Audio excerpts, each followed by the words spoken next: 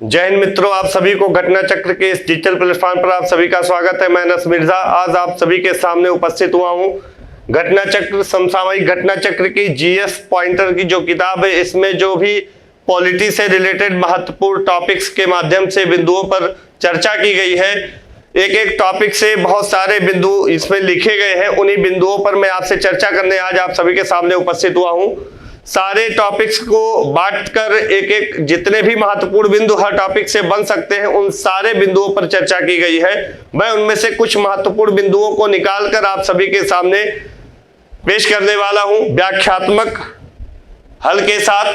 चलिए आप सभी लोग बने रहिए, फटाफट शेयर कर दीजिए। और आप सभी लोग के सामने यहां पर लिखा हुआ है आज का पहला जो टॉपिक है, संविधान सभा की प्रमुख समितियां।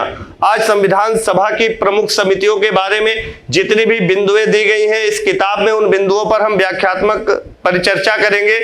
चलिए आज का पहला जो बिंदु है वो संविधान सभा की समितियों से पहला जो बिंदु है वो दिया गया है। इसमें संविधान सभा की संघ संविधान समिति के अध्यक्ष थे, दिया गया है जवाहरलाल नेहरू। तो संघ संविधान समिति के अध्यक्ष जवाहरलाल नेहरू थे। अब यहाँ पर और भी समितियों के बारे में हम देखेंगे। बहुत सारी समितियां संविधान सभा में बनाई गई। उन समितियों के अध्यक्ष से एक प्रश्न पूछा जाता है या एक मिलान करने को दे देता है। एक तरफ समितियों का नाम दे देता है और एक तरफ उनके अध्यक्ष का नाम आपको मिलाना होता है। यहाँ पर कुछ और भी समितियां दी गई हैं, चलिए देख लेते हैं। मूल अधिकार समिति, इसके अध्यक्ष हैं सरदार पटेल। और एक समिति दी गई है संचालन समिति, इसके अध्यक्ष हैं डॉक्टर राजेंद्र प्रसाद। एक समिति है संघ शक्ति समिति, इसके भी अध्यक्ष हैं जवाहरलाल नेहरू। और अगला है प्रारूप समिति, ये बहुत ही महत्वपूर्ण समिति है, इसके अध्यक्ष हैं डॉक्टर भीमराव अंबेडकर। और एक कार्य संचालन समिति, इसके अध्यक्ष हैं के.एम. मुंशी। अब यहाँ पर आपने देखा एक समिति दी गई है प्रारूप समिति। प्रारूप समिति बहुत ही इंपॉर्टेंट समिति है। प्रारूप समिति के अध्यक्ष जो है डॉक्टर भीमराव अंबेडकर। संविधान का प्रारूप बनाने के कारण ही डॉक्टर भीमराव अंबेडकर को संविधान का जनक कहा गया। यहाँ पर प्रारूप समिति से और भी सवाल पूछे जा सकते हैं। जो प्रारूप समिति है इसको इंग्लिश में कहते हैं ड्राफ्टिंग कमिटी, और इसी को कभी कभी पांडुलेखन समिति के नाम से भी एग्जाम में प्रश्न पूछा जाता है। प्रारूप समिति का गठन कब होता है ये भी सवाल पूछा गया है, इंपॉर्टेंट है। तो 29 अगस्त 1947 को इसका गठन होता है प्रारूप समिति का। और प्रारूप समिति के अध्यक्ष कौन होते हैं? अध्यक्ष जो है अंबेडकर साहब होते हैं, यहाँ पर नीचे दिया गया है। और पूछा गया है अगला प्रश्न कि प्रारूप समिति की अंबेडकर की अध्यक्षता वाली प्रारूप समिति में अन्य कितने सदस्य थे? तो प्रश्न को घुमा के भी पूछा जा सकता है, अंबेडकर की अध्यक्षता वाली प्रारूप समिति में अन्य कितने सदस्य थे? तो अंबेडकर को इंक्लूड कर लिया, इसके अलावा 6 सदस्य थे। यानी टोटल प्रारूप समिति में कितने सदस्य थे अगर पूछ ले तो टोटल 7 सदस्य थे, जिसमें अंबेडकर अध्यक्ष थे और अंबेडकर के अलावा 6 हो गए। उन 6 सदस्यों का नाम भी आपको याद होना चाहिए। विगत वर्ष की परीक्षा में पूछा भी गया है 4 विकल्प देकर, इनमें से कौन प्रारूप समिति का सदस्य नहीं था? तो नहीं वाला प्रश्न पूछा जाता है ज्यादा, तो इसके लिए हमको सारे सदस्यों के बारे में जानना होगा। चलिए हम देखते हैं एक बार प्रारूप समिति के बारे में। यहाँ पर फिर से जो प्रारूप समिति है, प्रारूप समिति ये 7 सदस्यीय समिति होती है।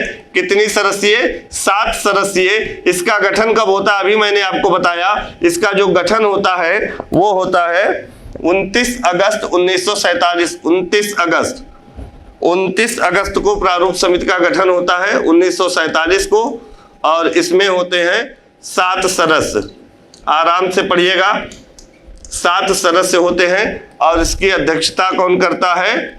इसकी अध्यक्षता करते हैं डॉक्टर भीमराव अंबेडकर। 7 सदस्यीय प्रारूप समिति है, इसके जो अध्यक्ष होते हैं वो भीमराव अंबेडकर, डॉक्टर अंबेडकर। और इसके अलावा इसमें और 6 सदस्य होते हैं। उन 6 सदस्यों का नाम आपको जानना होगा। उन 6 सदस्यों का नाम आपको जानना है। तो चलिए देखते हैं कौन कौन सदस्य होते हैं। तो पहला हो गए डॉक्टर भीमराव अंबेडकर। दूसरा सैयद मोहम्मद सादुल्ला, सैयद मोहम्मद सादुल्ला। अब यहां से आप देखेंगे बहुत सारे प्रश्न एग्जाम में बन सकते हैं। सारे प्रश्न सारे बिंदुओं पर हम चर्चा करेंगे। एक बिंदु उठाकर उससे जितने भी प्रश्न बन सकते हैं उन सारे बिंदुओं पर चर्चा होगी। और इसमें एक और सदस्य हैं के.एम. मुंशी, कन्हैयालाल मणिकलाल मुंशी। इसके अलावा और हम देखेंगे एक सदस्य हैं गोपाल स्वामी आयंगर, गोपाल स्वामी आयंगर, गोपाल स्वामी आयंगर। नाम याद रखिएगा आप सभी लोग, और एक सदस्य का नाम है अल्लादी कृष्णा स्वामी अय्यर, अल्लादी यानी ए कृष्ण स्वामी अय्यर, ए के अय्यर इनका शॉर्ट नेम है।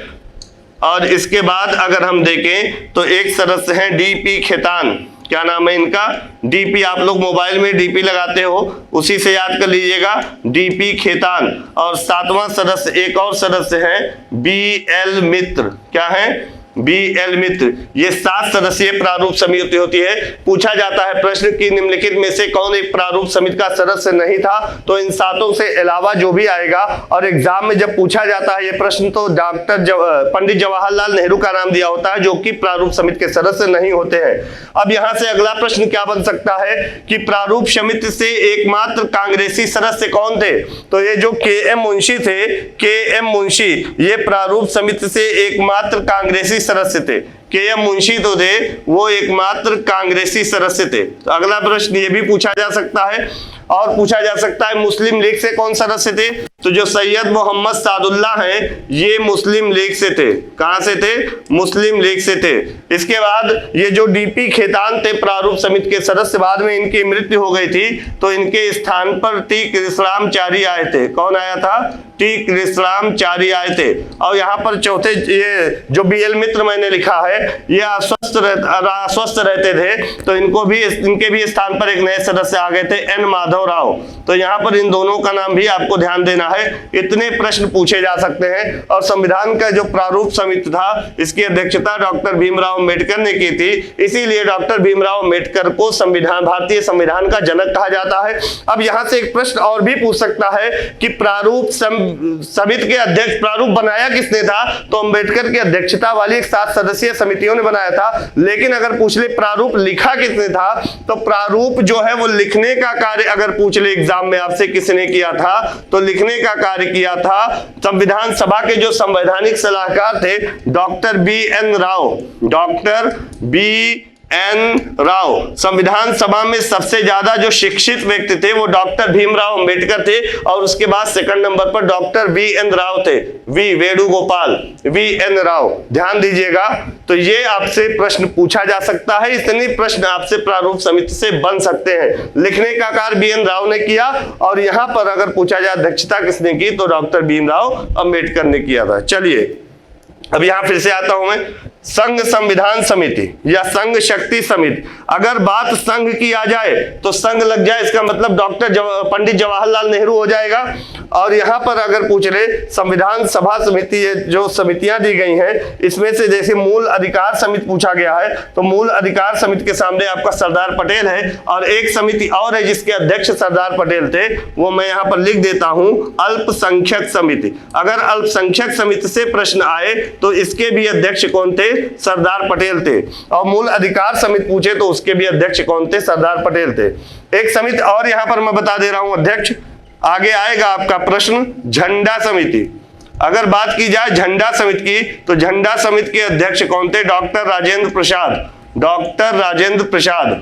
आयोग ने किसको माना है, डॉक्टर राजेंद्र प्रसाद। अगर पूछ ले मौलिक अधिकार उप समिति के अध्यक्ष कौन थे, ध्यान दीजिएगा, मौलिक अधिकार समिति और अल्पसंख्यक समिति दोनों के अध्यक्ष थे सरदार पटेल। लेकिन अगर एग्जाम में आपसे प्रश्न पूछ रहे कि मौलिक अधिकार उप समिति के अध्यक्ष कौन थे, तब आप सरदार पटेल नहीं लगाओगे। उप समिति के अध्यक्ष जब पूछेगा आपसे तो क्या लगाओगे, मौलिक अधिकार उप समिति की अगर बात करेगा, FR मौलिक अधिकार फंडामेंटल राइट, तो आप JV कृपलानी लगा दोगे। क्या लगाओगे, JV कृपलानी। ध्यान दीजिएगा, मौलिक अधिकार उप समिति की बात करेगा तो JV कृपलानी हो जाएंगे। और अगर अल्पसंख्यक उप समिति की बात करेगा, अल्पसंख्यक उप समिति की बात करेगा, यहां समिति और उप समिति ध्यान देना है, तो संविधान सभा के जो उपाध्यक्ष थे HC मुखर्जी, ये अल्पसंख्यक उप समिति के अध्यक्ष थे। तो कुल मिलाकर बहुत सारी समितियों के बारे में हमने बताया, उनके अध्यक्ष के बारे में बताया। अब चलते हैं अगले बिंदु की ओर। अगला बिंदु है संविधान सभा की प्रांतीय संविधान समिति के अध्यक्ष थे सरदार पटेल। तो प्रांतीय संविधान समिति की बात करें, अल्पसंख्यक समिति की बात करें, मौलिक अधिकार समिति की बात करें तो उसके अध्यक्ष सरदार पटेल होंगे। लेकिन मौलिक अधिकार उप समिति की बात करें तो उसके अध्यक्ष पटेल नहीं होंगे, जेबी कृपलानी होंगे। अब यहां पर है संविधान सभा ने डॉक्टर बी.आर. अम्बेडकर की अध्यक्षता वाली प्रारूप समिति का गठन कब किया था? अभी मैंने प्रारूप समिति के बारे में डिस्कस किया, उसमें बताया था कि 29 अगस्त 1947 को संविधान सभा में प्रारूप समिति का गठन किया गया और यह 7 सदस्यीय समिति थी, डॉक्टर अंबेडकर की अध्यक्षता में गठित की गई थी। और इन 7 सदस्यों में जो के.एम. मुंशी थे वो एकमात्र कांग्रेसी सदस्य थे और जो मोहम्मद सादुल्लाह थे वो मुस्लिम लीग से थे। और इसमें पूछा जाता है कौन नहीं था, तो इसके बारे में मैंने चर्चा किया। चलिए अगले बिंदु की ओर चलते हैं। अब अगला बिंदु है संविधान का स्रोत। अगला जो टॉपिक है हमारा वो संविधान के स्रोत से है। अब संविधान का स्रोत से भी सवाल पूछा जाता है, कौन सा प्रावधान कहां से लिया गया, ये सवाल आता है। और विगत वर्ष की परीक्षा में आप देखेंगे तो कई बार ये प्रश्न पूछा गया है। तो चलते हैं पहले बिंदु की ओर। भारत के संविधान में उद्देशिका का विचार लिया गया है। पूछा गया है संविधान में उद्देशिका का विचार। अब यहां से दिया गया यूएसए के संविधान से, तो ये पॉइंट आप याद रखेंगे। इस पॉइंट से रिलेटेड और भी कितने पॉइंट्स बनाए जा सकते हैं एग्जाम की दृष्टि से, वो मैं आपसे चर्चा करने आया हूं। ये पॉइंट तो आपके सामने लिखे ही, इनको तो आप पढ़ ही लेंगे, लेकिन इनसे रिलेटेड और भी जो बिंदु है जो एग्जाम ओरिएंटेड है, एग्जाम की दृष्टि से बहुत ही महत्वपूर्ण है, आने वाले एग्जाम्स के लिए इंपॉर्टेंट है, उन सारे बिंदुओं पर हम चर्चा करेंगे। पहले एक बार इसको पढ़ लेते हैं। भारतीय राजनीतिक व्यवस्था में सर्वोच्च है। भारतीय राजनीतिक व्यवस्था में क्या सर्वोच्च है? संविधान सर्वोच्च है। अब इससे भी और प्रश्न बन सकते हैं, अभी मैं उस पर चर्चा कर रहा हूं। अगला है भारत में न्यायिक पुनरीक्षण यानी जुडिशियल रिव्यू की संकल्पना कहां से ली गई? यहां पर दिया गया यूएसए यानी संयुक्त राज्य अमेरिका से। तो इन 3 बिंदुओं के माध्यम से हम कई बिंदुओं पर चर्चा करने वाले हैं। अब यहां पर देखिए पूछा है उद्देशिका का विचार, तब तो आ गया यूएसए से। लेकिन अगर प्रश्न आ जाए कि उद्देशिका यानी प्रस्तावना की भाषा कहां से ली गई है, तो अगर उद्देशिका की भाषा का प्रश्न आ जाएगा तो आप बता देना ऑस्ट्रेलिया के संविधान से लिया गया है। कहां से लिया गया है? ऑस्ट्रेलिया के संविधान से लिया गया है। लेकिन उद्देशिका का विचार पूछेगा तो यूएसए के we the people of India, हम भारत के लोग। यूएसए के कॉन्स्टिट्यूशन में we the people of USA यानी हम लोग शब्द अगर पूछ ले उद्देशिका में कहां से लिया गया है, तो हम लोग शब्द भी यूएसए के कॉन्स्टिट्यूशन से लिया गया है। लेकिन संविधान के प्रस्तावना उद्देशिका की जो भाषा है वो कहां से ली गई है, तो वो मिलेगा आपका ऑस्ट्रेलिया से ली गई है। अब अगला प्रश्न पूछ सकता है जो कि उद्देशिका के टॉपिक में है कि हमारे संविधान की जो उद्देशिका है, प्रस्तावना है, वो कितने वाक्यों में है? तो आपका जवाब होगा 1 वाक्यों में है। क्योंकि जब हम प्रस्तावना शुरू करते हैं, हम भारत के लोग भारत को एक संपूर्ण प्रभुत्व संपन्न समाजवादी पंथ निरपेक्ष लोकतंत्रात्मक गणराज्य बनाने के लिए तथा उसके समस्त नागरिकों को सामाजिक आर्थिक राजनीतिक न्याय विचार अभिव्यक्ति विश्वास धर्म उपासना की स्वतंत्रता, इसको पढ़ते आएंगे। तो जब लास्ट में पढ़ेंगे कि 26 नवंबर 1949 मिति मार्ग शीर्ष शुक्ल सप्तमी संवत 2006 विक्रमी को एतद द्वारा अंगीकृत अधिनियमित और आत्मर्पित करते हैं, तो बीच में कहीं पर भी पूर्ण विराम का निशान नहीं मिलेगा। यानी जो प्रस्तावना है वो 1 वाक्य में है। अब प्रस्तावना में जो कई शब्दावलियां हैं जो बाद में जोड़ी गई वो प्रस्तावना का विषय है। बहरहाल आपको यह जानना है कि उद्देशिका का विचार अमेरिका से लिया गया, लेकिन उद्देशिका की जो भाषा है वो ऑस्ट्रेलिया से ली गई। अगला बिंदु है भारतीय राजनीतिक व्यवस्था में सर्वोच्च क्या है? संविधान है। क्योंकि भारत में जो राजनीतिक व्यवस्था है वो किसके अनुसार चलती है? संविधान के अनुसार चलती है। लेकिन इसी से रिलेटेड एक प्रश्न और पूछा जा सकता है कि संविधान भारतीय राजनीतिक व्यवस्था में सर्वोच्च शक्ति किसके पास है? सर्वोच्च शक्ति से प्रश्न आ सकता है। तो अगर सर्वोच्च शक्ति से प्रश्न आएगा तो सर्वोच्च शक्ति किसमें निहित है? जनता में निहित है। लेकिन सर्वोच्च क्या है? तो आपका हो जाएगा संविधान है। ये दोनों प्रश्न बन सकते हैं और बनाए भी गए हैं। विगत वर्षों की परीक्षा में ये प्रश्न पूछा भी गया है। अगला बिंदु है भारत में न्यायिक पुनरीक्षण या न्यायिक पुनरावलोकन की संकल्पना कहां से ली गई है? जुडिशियल रिव्यू कहां से लिया गया है? तो यहां पर एक बिंदु दिया हुआ है संयुक्त राज्य अमेरिका के संविधान से। तो न्यायिक पुनरावलोकन संयुक्त राज्य अमेरिका के प्रावधान से संविधान से लिया गया है। ये न्यायिक पुनरावलोकन क्या होता है? यहां पर आपको थोड़ा सा मैं हिंट दे रहा हूं।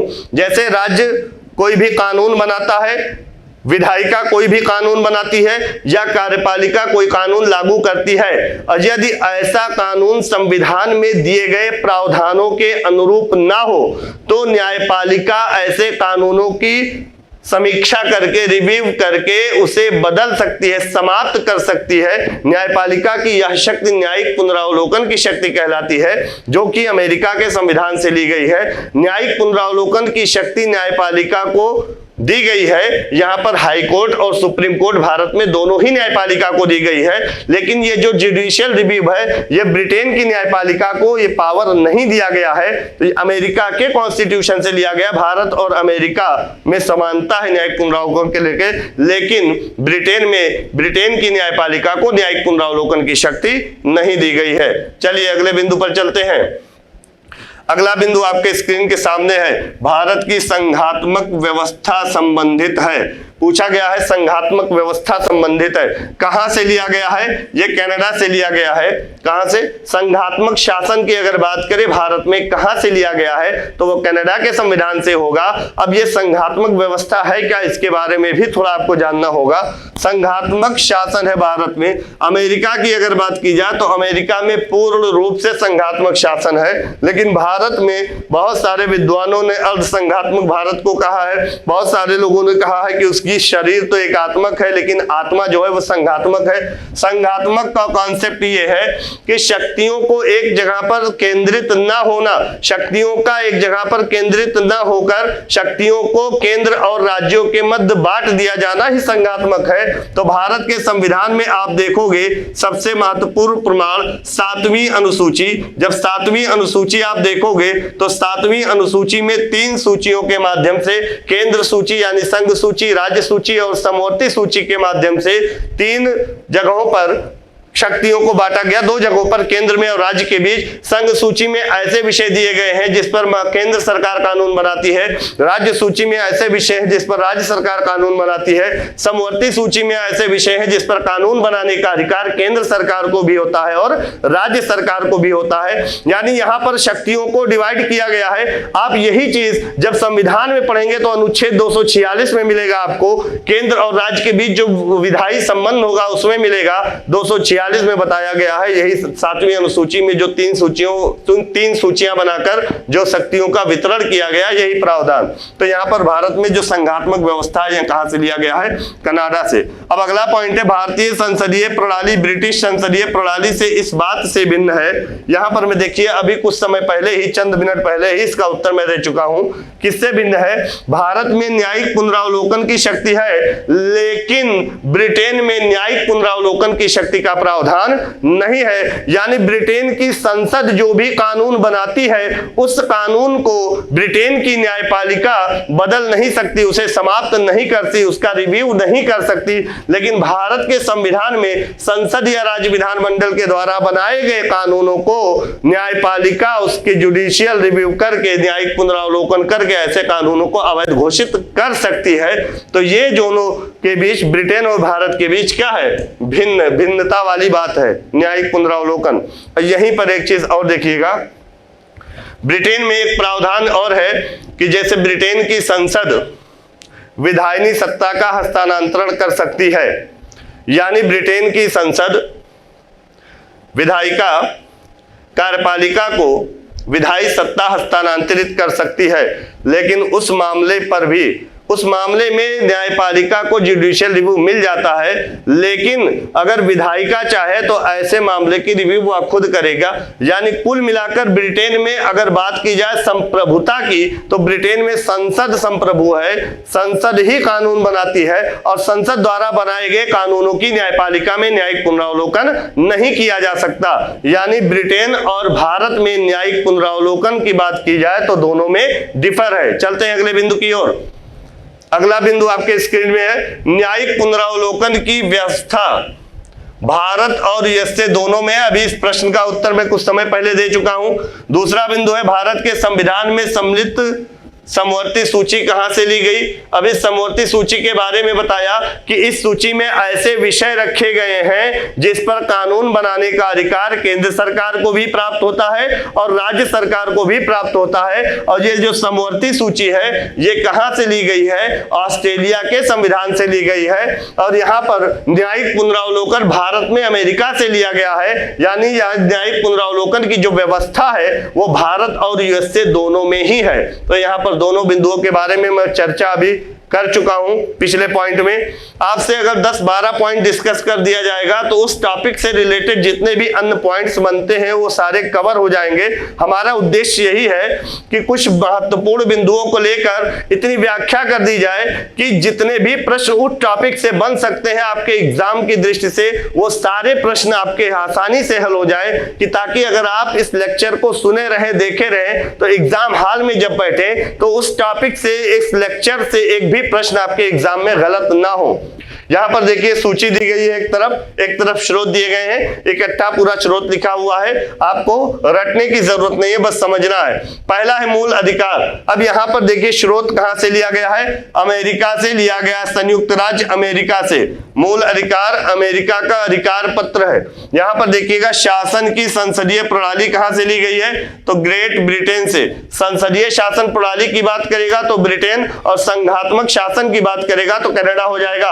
आपातकाल के समय मौलिक अधिकारों का स्थगन कहां से लिया गया है? तो जर्मनी का वाइबर थ्योरी है, यानी वाइबर सिद्धांत है। आपातकाल के समय में मूल अधिकारों का स्थगन यहीं से लिया गया है। अब अगला पॉइंट है राज्य के नीति निर्देशक तत्व, जिसको हम शॉर्ट फॉर्म में कह सकते हैं डीपीएसपी। ये बहुत ही महत्वपूर्ण है, कई बार पूछा गया है। Directive principle of state policy, ये आयरलैंड यानी आयरिश संविधान से लिया गया है। अगला बिंदु है विधि का शासन, ये भी इंपॉर्टेंट है। विधि का शासन इंग्लैंड से लिया गया है। अगला पॉइंट है विधि द्वारा स्थापित प्रक्रिया कहां से ली गई है? तो ये जापान से ली गई है। और राष्ट्रपति के विचारात राज्यपाल द्वारा विधेयक सुरक्षित करना कहां से लिया गया है? कनाडा से लिया गया है। यहां पर ये जो बिंदु है राष्ट्रपति के विचारात राज्यपाल द्वारा विधेयक सुरक्षित करना, कुछ विधेयक होते हैं जो राज्य विधानमंडल द्वारा पारित होने के बाद राज्यपाल के पास आते हैं। अनुच्छेद 200 के तहत राज्यपाल उस पर अनुमति देता है। और अनुच्छेद 200 में यह भी दिया गया है कि राज्यपाल ऐसे विधेयक को राष्ट्रपति के विचारार्थ हेतु रख सकता है, रिजर्व कर सकता है या आरक्षित कर सकता है। ऐसे विधेयक को राष्ट्रपति के पास भेज सकता है और राष्ट्रपति ऐसे विधेयक पर अनुमति देता है। आप जानते हो कि जो संसद द्वारा पारित होता है विधेयक वो राष्ट्रपति के पास जाता है और राष्ट्रपति के हस्ताक्षर से ही विधेयक एक्ट में बदल जाता है, अधिनियम बन जाता है। और जो राज्य विधानमंडल द्वारा विधेयक पारित होता है वो राज्यपाल के पास जाता है और राज्यपाल के हस्ताक्षर से, राज्यपाल के प्रमाण से, राज्यपाल के सहमति से ऐसा विधेयक एक्ट बन जाता है, कानून या अधिनियम बन जाता है। लेकिन कुछ विधेयक ऐसे होते हैं जिसको राज्यपाल स्वयं न हस्ताक्षर करके राष्ट्रपति के विचारार्थ हेतु आरक्षित कर लेता है। तो यही पूछा गया ये प्रावधान कहां से लिया गया है? तो आप ध्यान दीजिएगा, कनाडा से लिया गया है। अगला विस्तृत उभयनिष्ठ सूची या समवर्ती सूची, ऑस्ट्रेलिया से ली गई है समवर्ती सूची। अगला है मंत्रिमंडलीय सरकार, तो ये ब्रिटेन से लिया गया है। संसदीय सरकार और मंत्रिमंडलीय ब्रिटेन से लिया गया है। अगला है केंद्र राज्य संबंध, तो केंद्र राज्य संबंध कनाडा का संविधान है। और यहाँ पर भारत राज्यों का संघ है और संघ में है कनाडा अधिक शक्ति नहीं, तो कनाडा संविधान से लिया गया है। तो ये आपका कुछ महत्वपूर्ण बिंदु है जो इधर आपके विषय दिए गए हैं और इधर स्रोत दिया गया है किस देश के संविधान से लिया गया है। तो भारतीय संविधान में टोटल 61 देशों से प्रावधान लिया गया है। और मूल संविधान की अगर बात करें तो मूल संविधान में 60 देशों से प्रावधान लिया गया था। लेकिन जो 42वां संविधान संशोधन अधिनियम 1976 पारित होता है वहां पर मौलिक कर्तव्य जो जोड़ा जाता है जब भाग 4 का में अनुच्छेद 51 का के तहत संविधान में, तो रूस से एक प्रावधान और दिया गया, टोटल 61 देशों से हो गया। मूल संविधान की अगर बात करें, यानी जिस समय संविधान सभा द्वारा संविधान का निर्माण किया गया था तो उसमें 60 देशों से प्रावधान लिया गया था। तो ये था कुछ आपका महत्वपूर्ण बिंदु। चलते हैं अब अगला पॉइंट है आपका संविधान के स्रोत जो थे महत्वपूर्ण, वो मैंने आपसे चर्चा किए। अगला जो बिंदु है वो संविधान के भाग से है, अनुच्छेद और अनुसूची से है। संविधान के भाग, अनुच्छेद और अनुसूची से है। अब ध्यान दीजिएगा एक एक ऐसे ऐसे टॉपिक आते रहेंगे, उसमें जो महत्वपूर्ण बिंदु होते रहेंगे उस पर मैं चर्चा करता रहूंगा। आगे और भी समझने वाले टॉपिक है, बहुत ही महत्वपूर्ण, अभी तो स्टार्ट हुआ है, इसमें कुछ तथ्यात्मक जानकारियां ज्यादा हैं, अधिक हैं। आगे जो कॉन्सेप्चुअल जानकारी होगी उस पर मैं भी विस्तृत चर्चा करूंगा। तो अभी धीरे धीरे एक एक कदम आगे बढ़ते हुए मैं आपको संविधान के अंदर ले चल रहा हूं। तो चलिएगा, अब हम संविधान के भाग से, अनुच्छेद से और अनुसूची से रिलेटेड प्रश्नों पर चर्चा करते हैं। तो पहला बिंदु है, भारतीय संविधान में गणना की दृष्टि से कितने अनुच्छेद हैं? तो गणना की दृष्टि से, काउंटिंग की दृष्टि से अगर देखा जाए तो लगभग 465, यहां पर नियर अबाउट लगभग लगा हुआ, एग्जैक्ट नहीं, 465 अनुच्छेद हैं। और अगर कुल अनुसूचियां पूछी जाए कितनी है तो कितनी है? 12 है। 465 अनुच्छेद है और 12 अनुसूचियां हैं। अब ध्यान ये दीजिएगा, कोई जरूरी नहीं है कि यही पॉइंट आपके एग्जाम में छप जाए, हो भी सकता है, लेकिन अगर पूछा जाए कि मूल संविधान में कितने अनुच्छेद थे, ध्यान दीजिएगा, अगर एग्जाम में प्रश्न आ जाए कि मूल संविधान में कितने अनुच्छेद थे, तो मूल संविधान में अगर अनुच्छेदों की संख्या पूछी जाएगी बेटा, तो अनुच्छेद कितने थे? टोटल 395 अनुच्छेद थे। अगर पूछे मूल संविधान में कितने भाग थे, तो अगर भाग की बात करेगा तो टोटल 22 भाग थे। अगर पूछ ले मूल संविधान में कितनी अनुसूचियां थी, अगर अनुसूचियों की बात करें तो मूल संविधान में अनुसूचियों की संख्या कितनी थी? 8 थी। तो ये तो मूल संविधान का। अब अगर पूछा जाए मूल संविधान क्या होता है, आप ना जानते हो, तो मूल का मतलब होता है ओरिजिनल। तो ओरिजिनल कॉन्स्टिट्यूशन हमारा कब था? जब पहली बार संविधान सभा के द्वारा संविधान का निर्माण पूरा किया गया था, अर्थात 26 नवंबर 1949 में जो संविधान बनाया गया वो संविधान हमारा मूल संविधान था। और कब तक था मूल संविधान? जब तक कि उसमें संशोधन नहीं कर दिया गया तब तक वो संविधान क्या कहलाया? मूल संविधान कहलाया। यानी 1951 को पहली बार संविधान में संशोधन होता है, उसके पहले का जो संविधान था वो हमारा मूल संविधान था। और उस समय टोटल 395 अनुच्छेद थे, 22 भाग थे और 8 अनुसूचियां थी। लेकिन अगर बात की जाए वर्तमान में, ध्यान दीजिएगा, अगर बात की जाए वर्तमान की, तो वर्तमान में लगभग अगर एग्जैक्ट पूछा जाए तो 395 अनुच्छेद हैं और 22 भाग हैं और 12 अनुसूचियां हैं। 395 अनुच्छेद, 22 भाग और 12 अनुसूचियां। अब यहां पर लिखा हुआ 465, अगर गणना की दृष्टि से देखें काउंट करके तो लगभग 465 अनुच्छेद है, इससे अधिक 474 भी कह सकते हैं। तो लगभग जब मैं लगा दिया हूं तो 464 यहां पर मैंने लिख दिया, 464 अनुच्छेद। और अगर भाग की बात करें तो भाग 25 या 26 हैं। जैसे भाग 4 का इस सब पार्ट को भी ले लेंगे, भाग 9 का, भाग 9 का, भाग 14 का, तो 4 ये जुड़ गए, 22 4 26 हो गए। लेकिन अगर देखा जाए तो भाग 7 जो संविधान में पहले था उसे निरसित कर दिया गया, तो 25 हो गए। तो 25 या 26 भाग हो गए, काउंट करके देखेंगे। और अनुसूची की बात करेंगे तो 12 होगा। अगर मान लीजिए एग्जाम में दोनों ही प्रश्न आ जाएं, एक प्रश्न आ जाए, दोनों पॉइंट आ जाए कि वर्तमान संविधान में कितने अनुच्छेद, कितनी अनुसूचियां और कितने भाग हैं, और ये दोनों प्रश्न के विकल्प में आ जाए, तो पहली प्राथमिकता आप इसी को दोगे। अगर यह प्रश्न के विकल्प में ना हो तो आप इसको लगा दोगे। अगर मूल संविधान की बात करेगा तो यही होगा, इसमें कोई परिवर्तन नहीं होगा। तो यहां पर ध्यान दीजिएगा, क्वेश्चन पूछने का तरीका क्या है और ऑप्शन देने का तरीका क्या है, इन दोनों को आपको देखना होगा, उसके बाद आप उत्तर का चयन करेंगे। जल्दबाजी करते हैं आप लोग तो गलती हो जाती है। अब अनुसूचियों की संख्या पूछेगा तो कितनी हो जाएगी? 12। मूल संविधान में कितनी अनुसूचियां थी? 8। अब अगला प्रश्न आपके एग्जाम में पूछा जा सकता है, ये जो 8 अनुसूचियां थी मूल संविधान में, यानी 12 हो गई, अब तो 4 अनुसूचियां जोड़ी गई, और कौन सी अनुसूची कब जोड़ी गई ये भी प्रावधान पूछा जा सकता था। तो 8 अनुसूचियां ये तो थी मूल में, मूल संविधान में, है ना। अब आगे देखते हैं हम, 9वीं अनुसूची कब जोड़ी गई, 10वीं अनुसूची कब जोड़ी गई, 11वीं अनुसूची कब जोड़ी गई और 12वीं। तो 9वीं अनुसूची के बारे में हम थोड़ी सी चर्चा करेंगे, इसके बाद फिर हम 10वीं अनुसूची के बारे में चर्चा करेंगे, फिर 11वीं अनुसूची के बारे में देखेंगे, फिर 12वीं। तो ध्यान से वीडियो में बने रहिए, देखते रहिए, बहुत ही महत्वपूर्ण है, बहुत ही इंपॉर्टेंट है ये सेशन। 11वीं अनुसूची। यहां से प्रश्न आता है, पीसीएस में इस बार एक प्रश्न भी पूछा गया था, अनुसूची से मिलाने को दिया था। तो हम 12 अनुसूचियों पर चर्चा करेंगे। पहले हम जो 4 बाद में जोड़ी गई, जो मूल संविधान में नहीं थी, इस पर हम चर्चा कर ले रहे हैं। इसके बाद हम अनुसूची नंबर 1 से लेकर अनुसूची नंबर 10 सारे अनुसूचियों के बारे में चर्चा करेंगे। तो जो 9वीं अनुसूची थी, ये मूल संविधान में नहीं थी, इसको कब जोड़ा गया? तो अगर प्रश्न आ जाए, पूछा जा सकता है कि 9वीं अनुसूची कब जोड़ा गया, तो ये पहला संविधान संशोधन होता है, प्रथम संविधान संशोधन अधिनियम 1951 द्वारा। प्रथम संविधान संशोधन अधिनियम 1951 द्वारा। अब इस अनुसूची में क्या प्रावधान जोड़े गए?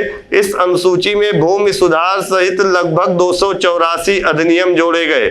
भूमि सुधार सहित लगभग 284 अधिनियम जोड़े गए और यह प्रथम संविधान संशोधन अधिनियम 1951 के द्वारा संविधान में जोड़ा गया।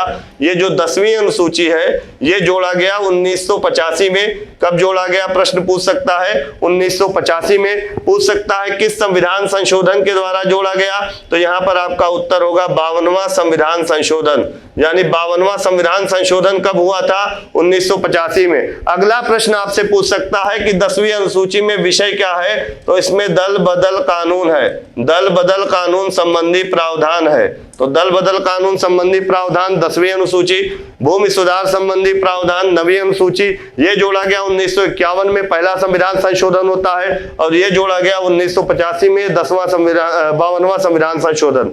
ये जो अनुसूची है, ये सबसे महत्वपूर्ण है, very very most important for all exams. सारे एग्जाम्स की दृष्टि से अगर देखा जाए तो 11वीं अनुसूची बहुत इंपॉर्टेंट है। और यहां से 2 सवाल आया था इस बार पीसीएस में पंचायती राज से। तो 11वीं अनुसूची जोड़ी जाती है, 73वां संविधान संशोधन होता है 1992 में, लेकिन जो 73वां संविधान संशोधन अधिनियम लागू होता है वो होता है 1993 में। और ये कब होता है? 24 अप्रैल 1993 को लागू होता है। और पंचायती राज को संवैधानिक दर्जा दिया जाता है और इसीलिए 24 अप्रैल को पंचायत दिवस या पंचायती राज दिवस के रूप में मनाया जाता है। अभी 2 महीने पहले जून चल रहा है, अप्रैल मई जून, पंचायती राज दिवस मनाया भी गया है। तो ध्यान रखिएगा, 11वीं अनुसूची 73वां संशोधन अधिनियम 1992 के द्वारा संविधान में जोड़ी गई। और ये इसमें क्या जोड़ा गया? तो इसमें पंचायतों को संवैधानिक दर्जा दिया गया और पंचायतों को कार्य करने के लिए, पंचायतों को कार्य करने के लिए कितने विषय दिए गए? 29 विषय दिए गए। कितने विषय? 29 विषय। ये भी पीसीएस में प्रश्न पूछा गया है। आप देखेंगे उठाकर पिछले ईयर्स का प्रश्न पत्र, तो उसमें मिलेगा, पूछा गया है कि पंचायती राज को कार्य करने के लिए कितने विषय दिए गए हैं? 29 विषय। अब यहाँ पर जो 12वीं अनुसूची है, इसे जोड़ा गया है 74वां संशोधन। 74वां संशोधन भी होता है 1992 में। कब होता है? 1992 में। लागू ये भी 93 में होता है। इसमें क्या होता है? नगर पालिकाओं को या नगर प्रशासन को, नगर प्रशासन को, नगर प्रशासन मतलब नगर पालिकाएं, इसमें नगर पंचायत, नगर निगम और नगर पालिका तीनों आ जाते हैं। इसको कार्य करने के लिए 18 विषय प्रदान किए जाते हैं। तो इस तरह से वर्तमान में देखा जाए तो अनुसूचियों की संख्या संविधान में 12 है। अगर मूल संविधान की बात की जाए तो मूल संविधान में 8 अनुसूचियां थी। कौन सी अनुसूची कब जोड़ी गई, किस संविधान संशोधन के तहत जोड़ी गई और किस अनुसूची में क्या प्रावधान है, इन सारी बातों को मैंने आपको बताया। अब चलते हैं आगे की ओर। अभी धीरे धीरे करके 4 अनुसूची में विषय तो हमने पढ़ लिए। अब शुरू के जो मूल संविधान की 8 अनुसूचियां, उनके विषय के बारे में भी हमको जानना है। पीसीएस में इस बार 2022 का जो प्रश्न पत्र आया था, उसमें एक सवाल यहां से पूछा भी गया है। तो चलिए अब यहां पर देखते हैं, पूछा गया सही सुमेलित है। अब यहां पर ध्यान से देखिए, पहला बिंदु है नागरिकता, संविधान का भाग 2, मौलिक अधिकार संविधान का भाग 3, मौलिक कर्तव्य संविधान का भाग 4A, संघ जो है वो संविधान का भाग 5 और राज्य जो है वो संविधान का भाग 6। यानी ये मिलाया हुआ है, सही है, इसमें मिलाना नहीं आपको, बस इसके बारे में आपको जानना। इससे और भी जो प्रश्न बन सकते हैं उनके बारे में हम आपसे चर्चा करेंगे। नागरिकता के पहले एक आएगा भाग 1। तो भाग 1 में क्या है? संघ और उसके राज्य क्षेत्र। इसके बारे में भी हम जान लेते हैं कि भाग 1 में क्या है, संघ और उसके राज्य क्षेत्र के बारे में बात की गई है भाग 1 में। भाग 2 में नागरिकता है। नागरिकता का अगर प्रावधान देखा जाए तो अनुच्छेद 5 से लेकर अनुच्छेद 11 तक है, और भाग 3 में जो मौलिक अधिकार है यह अनुच्छेद 12 से लेकर अनुच्छेद 35 तक है, अनुच्छेद 12 से लेकर अनुच्छेद 35 तक है। और अगर बात की जाए अगला मौलिक कर्तव्य का, तो अनुच्छेद 51 का में है, एक ही आर्टिकल में 11 मौलिक कर्तव्य हैं। संघ की बात की जाए संविधान के भाग 5 में बहुत ही महत्वपूर्ण बिंदु है। अब संघ का मतलब बहुत लंबा टॉपिक है बेटा। संघ की भाग 5 में देखेंगे तो इसी में कार्यपालिका के बारे में आपका उल्लेख होगा, और संघ की इसके बाद विधायिका देखेंगे हम, इसी भाग 5 में मिलेगा, और इसके बाद हम देखेंगे तो संघ की जो न्यायपालिका होगी वो भी इसी भाग 5 में मिलेगा। अब यहाँ पर जो विधायिका है या कार्यपालिका है इसको देखेंगे, अनुच्छेद 52 से लेकर अनुच्छेद 78 तक आपको मिलेगा। कार्यपालिका में हम पढ़ेंगे राष्ट्रपति के बारे में, उपराष्ट्रपति के बारे में, प्रधानमंत्री के बारे में, और जो मंत्रिपरिषद होती है केंद्र की उसके बारे में, साथ ही साथ महान्यायवादी यानी अटॉर्नी जनरल ऑफ इंडिया के बारे में आर्टिकल 76 में है। फिर उसके बाद विधायिका है, विधायिका में हम पढ़ेंगे लोकसभा, राज्यसभा और प्रेसिडेंट यानी राष्ट्रपति, इन तीनों को बारे में पढ़ेंगे। फिर इसके बाद न्यायपालिका के बारे में अगर देखा जाए तो संघ की न्यायपालिका को हम क्या कहते हैं, संघ में एक ही न्यायपालिका है जिसका नाम है सुप्रीम कोर्ट या सर्वोच्च न्यायालय या उच्चतम न्यायालय। तो यहाँ पर अगर बात की जाए विधायिका की तो अनुच्छेद 79 से लेकर अनुच्छेद 123 तक प्रावधान किया गया है, और अगर बात न्यायपालिका की जाए, सुप्रीम कोर्ट की जाए तो अनुच्छेद 124 से लेकर अनुच्छेद 147 तक प्रावधान किया गया है। तो ये भाग 5 में इतने सारे मैटर हैं, एक बहुत ही लंबा टॉपिक है और ये संविधान का सबसे महत्वपूर्ण टॉपिक है भाग 5। इसके पहले अगर हम देखेंगे भाग 4 के बारे में अगर हम देखेंगे तो भाग 4 में राज्य के नीति निर्देशक तत्व हैं। राज्य के नीति निर्देशक तत्व, राज्य के नीति निर्देशक तत्व, अभी हम लोगों ने देखा कि राज्य के नीति निर्देशक तत्व का प्रावधान कहां से लिया गया है, आयरलैंड के संविधान से लिया गया है, और इसी को शॉर्ट फॉर्म में कहते हैं डीपीएसपी। यह है आर्टिकल 36 से लेकर आर्टिकल 51 तक। प्रश्न एक ऐसा भी पूछा जाता है एग्जाम में, एक तरफ भाग दे देता है, एक तरफ सब्जेक्ट दे देता है और मिलाने को दे देता है, या भाग देकर अनुच्छेद दे देता है, ग्रुप्स दे देता है, किस अनुच्छेद से लेकर किस अनुच्छेद तक कौन सा भाग है, उसमें से एक विकल्प गलत कर देता है। तो आपको ध्यान से देखना होगा। यहाँ पर राज्य की बात करें तो राज्य का जो भाग है वो संविधान के भाग 6 में है। अब राज्य में भी जो कार्यपालिका है, राज्य की विधायिका है और राज्य की न्यायपालिका, ये सारे प्रावधान भाग 6 में, यानी बात संघ की हो, संघ की चाहे कार्यपालिका, विधायिका या न्यायपालिका किसी की बात की जाए तो भाग 5, और राज्य की विधायिका में राज्य विधानमंडल पढ़ेंगे, विधानसभा, विधान परिषद और राज्यपाल। कार्यपालिका में राज्यपाल के बारे में पढ़ेंगे, और उसके बाद महाधिवक्ता के बारे में पढ़ेंगे, एडवोकेट जनरल ऑफ स्टेट्स। इसके बाद राज्य की मंत्रिपरिषद पढ़ेंगे कार्यपालिका में, जिसका जो प्रमुख होता है वो मुख्यमंत्री होता है, सीएम, और राज्य की जो मंत्रिपरिषद होती है उसमें कैबिनेट मंत्री, स्टेट मंत्री यानी स्टेट मिनिस्टर और इंडिपेंडेंट चार्ज स्टेट मिनिस्टर होते हैं और कुछ डिप्टी मिनिस्टर होते हैं, उन सभी के बारे में पढ़ेंगे। न्यायपालिका की अगर राज्य की बात की जाए तो राज्य में हाई कोर्ट होता है और जो लोअर कोर्ट होता है अधीनस्थ न्यायालय, उसके बारे में पढ़ेंगे। तो ये सारे प्रावधान आपके भाग 6 में मिलेंगे। तो इस तरह से हम देखेंगे संविधान के भाग के बारे में जो भी दिया गया है सही है। अगला बिंदु है सही सुमेलित है। यहाँ पर देखिए राज्य के नीति निर्देशक तत्व, तो अभी मैंने पिछले क्वेश्चन पर व्याख्या किया, भाग 4 में है। अगर अनुच्छेद की बात फिर से करें आपसे तो अनुच्छेद 36 से लेकर अनुच्छेद कहां तक है, 51 तक है इसका प्रावधान। संघ राज्य क्षेत्र की बात करें तो भाग 8 में है, संघ राज्य क्षेत्र अनुच्छेद 239 में है। फिर अगर बात करें पंचायत की तो भाग 9 में है। ये बहुत ही इंपॉर्टेंट है, 11वीं अनुसूची जो भी मैंने बताई, 73वां संविधान संशोधन अधिनियम 1992, उसमें पंचायत को संवैधानिक दर्जा दिया गया। और यहाँ से 2 प्रश्न आए थे आपके पीसीएस एग्जाम में, 2-3 प्रश्न। यहाँ पर देखेंगे नगर पालिका, तो नगर पालिका भाग 9A में है, पंचायत भाग 9 में, दोनों महत्वपूर्ण है। अगर बात की जाए निर्वाचन की, तो निर्वाचन भाग 15 में है, अनुच्छेद 324 से लेकर अनुच्छेद 329 तक इसका प्रावधान किया गया है। ये भी इंपॉर्टेंट है। निर्वाचन, ये जो निर्वाचन है ये भी एक संविधान का भाग 15। अब ऐसे 15 आपको लिखा नहीं मिलेगा, आपको ये आपको रोमन अंक जो होता है इसके बारे में भी आपको जानकारी होनी चाहिए। नहीं, अगर आप रोमन अंक पढ़ना नहीं भी जानते हो, 15 जानते हो, तो आपका एग्जाम में प्रश्न गलत हो जाएगा। ये जो अधिकरण है भाग 14A में अधिकरणों की बात की गई है। भाग 14 में आप देखोगे संघ और राज्यों के अधीन सेवाएं हैं। अधिकरण में आप दो तरह के अधिकरण पढ़ोगे, एक पढ़ोगे कैट यानी CAT केंद्रीय प्रशासनिक अधिकरण, सेंट्रल एडमिनिस्ट्रेटिव ट्रिब्यूनल, और एक है SAT यानी स्टेट एडमिनिस्ट्रेटिव ट्रिब्यूनल यानी राज्य प्रशासनिक अधिकरण। तो ये भाग 14A में है। इसके बाद हम देखेंगे सहकारी समितियां, तो ये भाग 9 में है। अंग्रेजी में देखा जाए तो 9th B में है। संघ और राज्यों के अधीन सेवाएं अभी मैंने आपको बताया भाग 14 में है। आपात उपबंध भाग 18 में है। अब सारे देखिए रोमन अंक में है। इसका मतलब 10, इसका मतलब 5, और ये 3, 10, 5, 15, 3, 18, ये रोमन अंक आपको आने चाहिए। कभी कभी आप थोड़ा सा गलती कर देते हो। तो ये है भाग, उनके मिलान किए गए हैं। आपको जानना है किस भाग में क्या है। अब यहाँ पर अगला बिंदु देखिएगा, बात की गई है महान्यायवादी। महान्यायवादी यानी इसको अंग्रेजी में कहते हैं अटॉर्नी जनरल। क्या कहते हैं? Attorney general. ध्यान दीजिएगा बेटा, कभी कभी हिंदी में भी अटॉर्नी जनरल लिख के आ जाता है, ऐसे लिख के आ जाता है एग्जाम में प्रश्न। तो आप दोनों नाम याद रखिए। अब भले महान्यायवादी आपको ना याद रहे, लेकिन अटॉर्नी जनरल आपको नाम याद होना चाहिए, क्योंकि हिंदी में भी इस तरह से आ जाता है अटॉर्नी जनरल ऑफ इंडिया।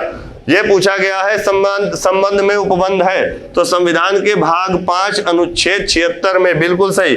अभी मैंने बताया कि संविधान के भाग 5 में संघ की बात की गई है और महान्यायवादी संघ की कार्यपालिका में आता है, अनुच्छेद 76 में आता है, संविधान के भाग 5 में हो गया। और यहाँ पर अगर बात की जाए भारतीय संविधान का भाग 16 किससे संबंधित है, तो भाग 16 कुछ विशेष वर्गों या कुछ वर्गों के बारे में विशेष प्रावधान दिया गया है। और वो वर्ग कौन से हैं? SC ST यानी अनुसूचित जाति और जनजाति। और इसके पहले आप देखेंगे SC ST यानी अनुसूचित जाति और जनजातियों के लिए विशेष प्रावधान किया गया है। इसी में OBC के बारे में भी विशेष प्रावधान है। OBC आयोग, SC ST आयोग, ये सारे आयोग जो पढ़ेंगे ये इसी में पढ़ेंगे। अनुच्छेद 340 से 330 से लेकर 342 तक में प्रावधान किया गया है, कुछ वर्गों के संबंध में विशेष प्रावधान।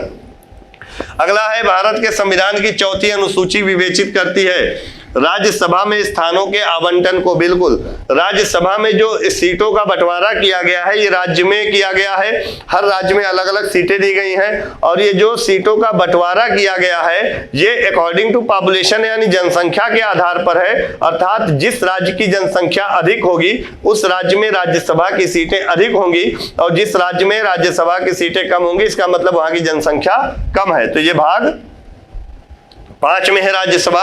लेकिन अनुसूची की बात करें तो 4थी अनुसूची। PCS प्री में इस बार प्रश्न आया था, तो हिंदी में जो प्रश्न पत्र था वो थोड़ा सा गलती हो गई थी, उसमें विधान परिषद में सीटों का आवंटन दिया था, लेकिन अंग्रेजी मीडियम में आप देखेंगे काउंसिल ऑफ स्टेट दिया था, allocation of the seat in the council of state. ये 4थी अनुसूची में है। चलते हैं अगले बिंदु पर। अगला बिंदु है भारतीय संविधान की 3य अनुसूची में उपबंधित है 3री अनुसूची पूछा है, पॉइंट दिया गया है। पहले आप लोग पॉइंट को पढ़िएगा। संघ के मंत्री के लिए पद की शपथ का प्रारूप। तो ये जानिएगा सबसे पहले कि ये जो 3य अनुसूची है इसमें शपथ का प्रारूप है। क्या है? शपथ का प्रारूप है। अब आपको यह जानना है किसके किसके शपथ का प्रारूप 3री अनुसूची में नहीं है, यह प्रश्न इंपॉर्टेंट है। दूसरा है उच्चतम न्यायालय के मुख्य न्यायाधीश द्वारा ली जाने वाली शपथ का प्रारूप, और तीसरा है संसद के सदस्य द्वारा ली जाने वाली शपथ का प्रारूप। तो इन तीनों पॉइंट्स को देखेंगे, तीनों ही सही है। आपको यह जानना है कि किसका किसका शपथ अनुसूची 3 के अनुसार नहीं है। तो यहां पर मैं आपको बता दे रहा हूं, पहला आपका है राष्ट्रपति, दूसरा है उपराष्ट्रपति और तीसरा है राज्यपाल। इन तीनों के शपथ का प्रारूप अनुसूची 3 के अकॉर्डिंग नहीं है। राष्ट्रपति, उपराष्ट्रपति और राज्यपाल का जो शपथ है वो अनुसूची 3 के अकॉर्डिंग नोट कर लीजिए दिमाग में, बहुत ही इंपॉर्टेंट है। राष्ट्रपति का जो शपथ है वो अनुच्छेद 60 में है, उपराष्ट्रपति का जो शपथ है ये अनुच्छेद 69 में है, और जो राज्यपाल का शपथ है ये अनुच्छेद 159 में है। यहाँ पर तीनों आर्टिकल आप लोग नोट कर लीजिए। अनुसूची 3 में जो शपथ का प्रारूप दिया गया है इसमें नहीं है, तो अनुसूची 3 आपको पता हो गई। अनुसूची 4 पता हो गई, 9वीं 10वीं 11वीं 12वीं मैं बता चुका हूं। इसके बाद जो अनुसूचियां बची है वो अगले बिंदु में आ जाएगा, उस पर भी मैं चर्चा किए दे रहा हूं। यानी आप जो अनुसूची का टॉपिक मैं उठाया हूं इससे 12 अनुसूची आपकी तैयार हो जाएंगी। संविधान के जो महत्वपूर्ण भाग है यहाँ से प्रश्न पूछे जा सकते हैं, उन सारे भागों पर मैं चर्चा कर चुका हूं। ऐसे ऐसे हर टॉपिक को मैं उठाता चलूंगा और उस टॉपिक से जितने भी बिंदु आपके एग्जाम के दृष्टि से महत्वपूर्ण बन सकते हैं उन सारे बिंदुओं पर चर्चा करेंगे। तो चलिए अगले बिंदु की ओर चलते हैं। अगला बिंदु है यहां पर सूची 1 सूची 2 दिया गया है। 7वीं अनुसूची में क्या है, तो 7वीं अनुसूची भी आपसे चर्चा मैं कर चुका हूं। इसमें केंद्र और राज्य के बीच विधायी शक्तियों के वितरण संबंधी प्रावधान है। तो यहाँ पर देखिए संघ, राज्य एवं समवर्ती 3 सूचियों के माध्यम से बंटवारा किया गया, संघात्मक शासन में मैंने बताया था। और 8वीं अनुसूची जो है इसमें भाषाएं हैं। और फिर 9वीं अनुसूची में कुछ अधिनियमों का विधिमान्यकरण, जैसे हमने बताया था भूमि सुधार संबंधी अधिनियम। 10वीं अनुसूची में दल परिवर्तन के आधार पर निर्भरता यानी दल बदल कानून संबंधी प्रावधान। अब यहाँ पर जो भाषाएं हैं पूछा जा सकता है कि जो 8वीं अनुसूची है इसमें कितनी भाषाएं थी मूल संविधान में। तो अगर मूल संविधान की बात की जाए तो मूल संविधान में 14 भाषाओं को संवैधानिक मान्यता दी गई थी। लेकिन अगर वर्तमान की बात करेगा तो वर्तमान में टोटल कितनी भाषाएं हैं, 22 भाषाएं हैं 8वीं अनुसूची में। अब पूछ सकता है कि सबसे लेटेस्ट कौन सी भाषा इसमें जोड़ी गई, तो सबसे लेटेस्ट 4 भाषाएं जोड़ी गई थी। आरओ का जो प्रश्न पत्र हुआ था उसमें पूछा गया था, एक है बोडो, एक है डोगरी, एक है मैथिली और एक संथाली। बोडो, डोगरी, मैथिली और संथाली, ये 4 भाषाएं सबसे लेटेस्ट जोड़ी गई हैं। इसके पहले 14 भाषा के बाद 15वीं भाषा के रूप में जोड़ा गया था सिंधी को, और इसके बाद 3 और भाषाएं जोड़ी गई थी, उनका नाम है नेपाली, मणिपुरी और कोंकणी। नेपाली, मणिपुरी और कोंकणी, तो 15 3 हो गया 18, और सबसे लास्ट में ये 4 भाषाएं जोड़ी गई जिससे कितना हो गया 22। तो 8वीं अनुसूची में 22 भाषाओं का प्रावधान संविधान में किया गया है। मूल संविधान में 14 अनुसूचियां थी। तो देखिए 7वीं, 8वीं, 9वीं, 10वीं सारे अनुसूचियां आपकी तैयार हो गई। चलते हैं अगले बिंदु की ओर। कोहेल्यो केस भारत के संविधान की किस अनुसूची से संबंधित है, तो कोहेल्यो कोस से वो भूमि सुधार से संबंधित है, तो भूमि सुधार किस अनुसूची में हो गया, 9वीं अनुसूची में हो गया। चलते हैं यहां पर देखिएगा। अब कुछ जो 7वीं अनुसूची है, 7th शेड्यूल है संविधान में, उसमें कुछ विषय दिए गए हैं। मैंने आपको बताया था कि 7वीं अनुसूची में 3 सूचियां हैं, एक संघ सूची है और एक राज्य सूची है और एक समवर्ती सूची है। तो संघ सूची में, राज्य सूची में और समवर्ती सूची में कुछ प्रमुख विषयों के बारे में सवाल पूछा है कि कौन सा विषय किस सूची से संबंधित है। राज्य सूची में 61 विषय हैं, समवर्ती सूची में 52 विषय हैं। राज्य सूची में ऐसे विषय रखे गए हैं जो क्षेत्रीय महत्व के हैं और जिस पर कानून बनाने का अधिकार राज्य सरकार को है, राज्य विधानमंडल में कानून बनता है। केंद्र सूची में राष्ट्रीय महत्व के विषय हैं और जिस पर कानून बनाने का अधिकार केंद्र सरकार को है, अर्थात संसद में कानून बनता है। और समवर्ती सूची के जो 52 विषय हैं, इसमें केंद्र भी कानून बना सकती है और राज्य भी।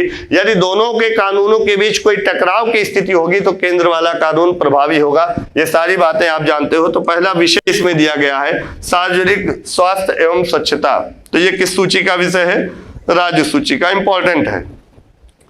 जनगणना, जनगणना किस सूची का विषय है, संघ सूची का। राज्यसभा में सीटों का बंटवारा, ये 4थी अनुसूची में है। दल बदल निरोध, दल बदल निरोध कानून, यहां निरोध होना चाहिए, यह 10वीं अनुसूची। तो ये आप पढ़ चुके हो। चलते हैं अगले बिंदु की ओर। अगला बिंदु आपके स्क्रीन के सामने है कि पंचायती राज विषय सम्मिलित है। अब यहाँ पंचायती राज, ये बहुत ही इंपॉर्टेंट प्रश्न है। यहाँ पर मैं स्टार का निशान लगा दे रहा हूँ, बहुत ही महत्वपूर्ण बिंदु है। पंचायती राज किस सूची का विषय है? राज्य सूची का, यानी पंचायत से संबंधित मामले पर कानून बनाने का अधिकार किसको होता है? तो राज्य सरकार को होता है। दूसरा है, भारत के संविधान में 5वीं अनुसूची और 6वीं अनुसूची के उपबंध किए गए हैं। तो यहां पर ध्यान दीजिएगा, अनुसूचित क्षेत्र व अनुसूचित जनजातियों के हितों के संरक्षण के लिए। अब 5वीं और 6वीं अनुसूची बची रह गई थी, देखिए यहां पर आ गई। 5वीं अनुसूची में है अनुसूचित